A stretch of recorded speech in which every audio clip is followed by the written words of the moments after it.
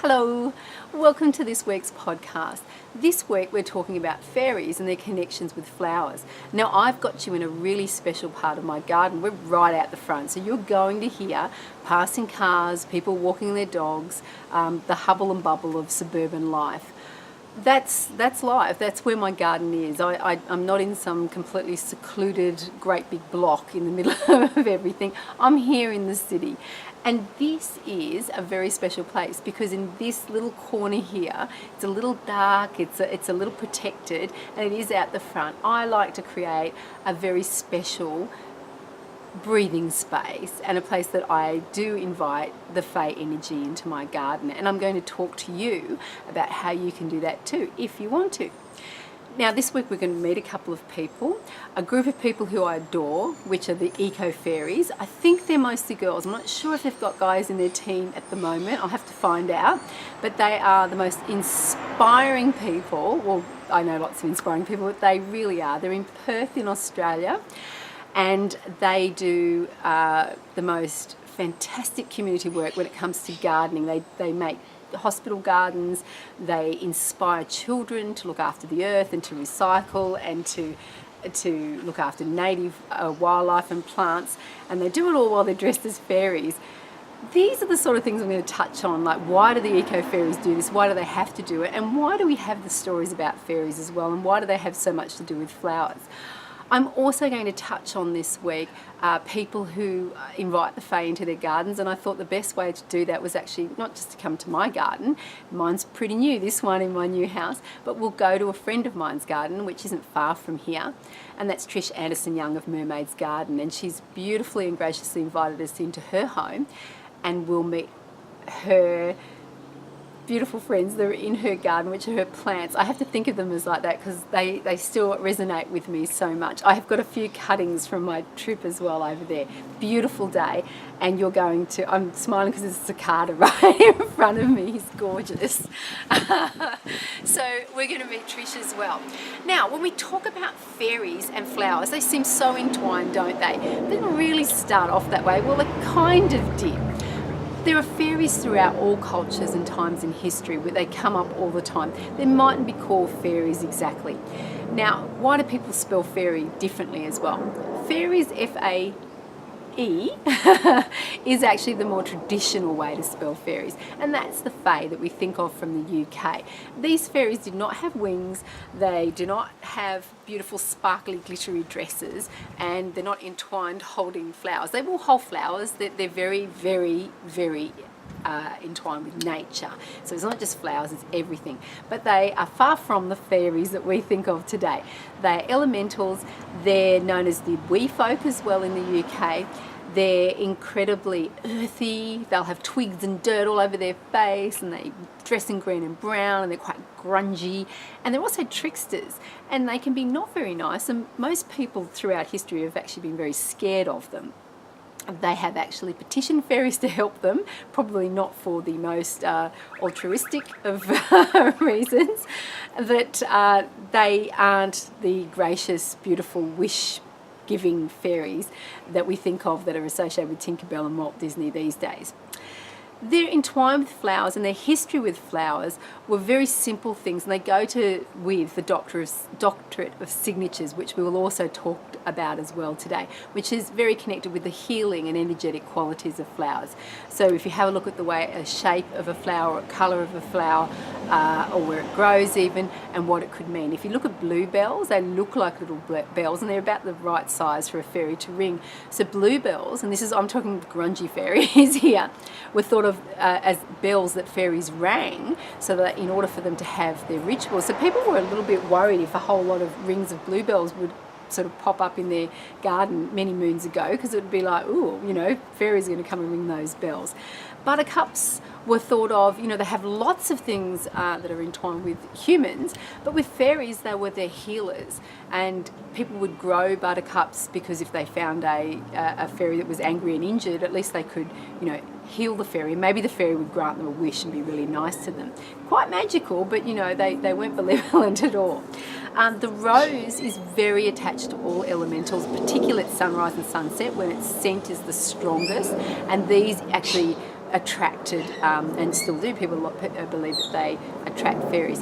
When you look at clovers, and particularly the clover flowers and your fairy rings as well, they weren't things that people wanted to see. Okay, these were like, uh-oh, there's been fairies. And the four-leaf clovers, the connection with those with a lot of cultures with being lucky was because if you had a four-leaf clover, particularly if you put it under your hat, it would give you the power. Oh, it would give you, some of my friends, it would give you the power to be able to see fairies as well. I've got all of my gorgeous friends coming in for their dinner now. So that would be the connection with, particularly the little clover flowers. Eyebright, the word actually comes from the fact of the way the flower looks. But if a fairy entranced you, you would be glazed over and you would be seeing things in the real world. You'd be sort of trapped in the fae world. So you would be fairy struck. And to undo somebody from being fairy struck would be to give them eyebright, and so they would have their vision cleared and they would be able to see back. They would be able to see in the human plane again. There are lots more flowers that are entwined that way, so it wasn't sort of the way we think of it today, with the Disney fairies and their sort of flowery skirts and connected. So these were things that were connected with the Doctor of Signatures, and they were things that were connected with protecting yourself from fairies or keeping yourself on the good side with fairies. Fairies, as we think of today, my first experience with sort of understanding this a bit better, I suppose, was seeing a production of Shakespeare's A Midsummer Night's Dream, and this is the first way that we really started to look at fairies as not the sort of sometimes mean and quite mischievous and quite cranky sort of beings, as being a bit more on the fun and mischievous, and they were tricksters still, but they were quite fun and endearing, so Shakespeare portrayed them as such. They didn't have wings there in his first interpretations. You do see that later. I remember as a child seeing A Midsummer Night's Dream in a garden. I think it was Sydney Botanical Gardens. I know they do that every now and then, and I've seen it since as an adult. And if you can see it, go see it. It's amazing. And that was my first sort of introduction, and I can remember thinking of fairies that way, as a connection between the old and the new. Of course, I saw them as the Disney fairies when I was young as well. But the Disney fairies, spelled F-A-I-R-Y, and the way we think of, many people think of them today, is, sorry, I'm just about to have something fall over because it's very, very windy here today. Cecily May Barker. Now she is the artist that did the flower fairies, and that was over 100 years ago. She added the wings, made the sparkly dresses, the whole glittery bomb, everything sort of fairies that you see. She didn't do them for herself. She actually illustrated a book for Sir Arthur Conan Doyle, and that was in about 1922, and it was called The Fairies Are Coming, or The Coming Fairies. It was along those sorts of lines. I have to look that one up. But she illustrated the book, and that's what she did. And then she sort of sprung from that and developed this whole sort of body of work of fairies presented that way. And she entwined them as well with flowers. They are, as I said, they were entwined with flowers as well. But she did it in a more, I guess, pretty and more appealing to children sort of way as well.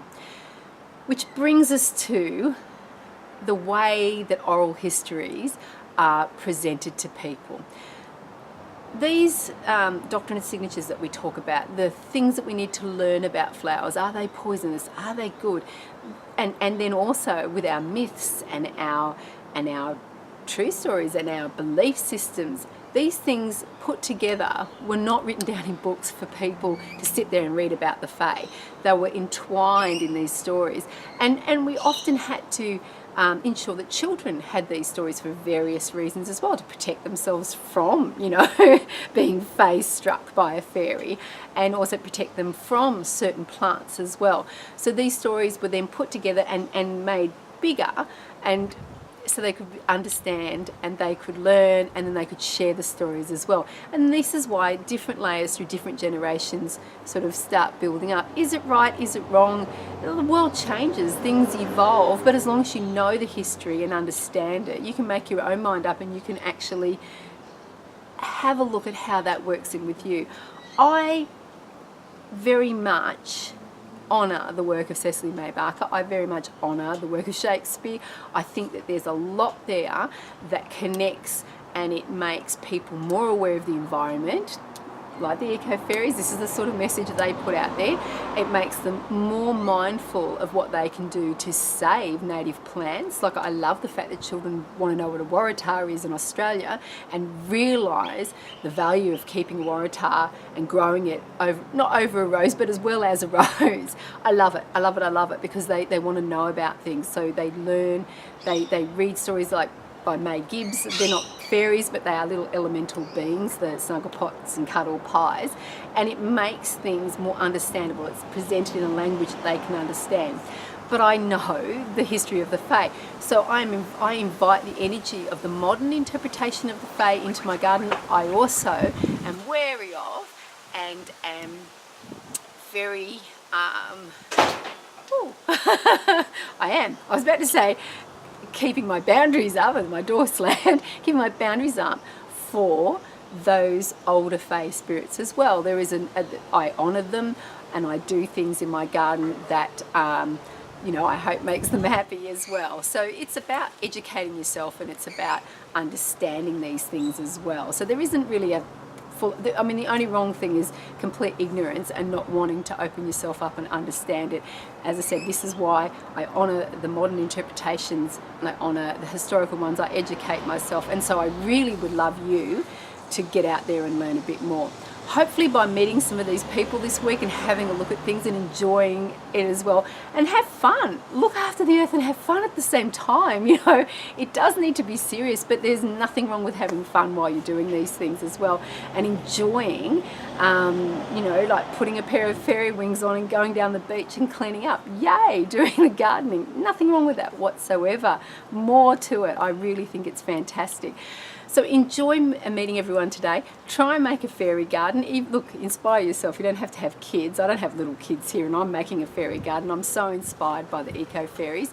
Have so much fun and magical sort of wonderment in Trish Anderson Young's garden.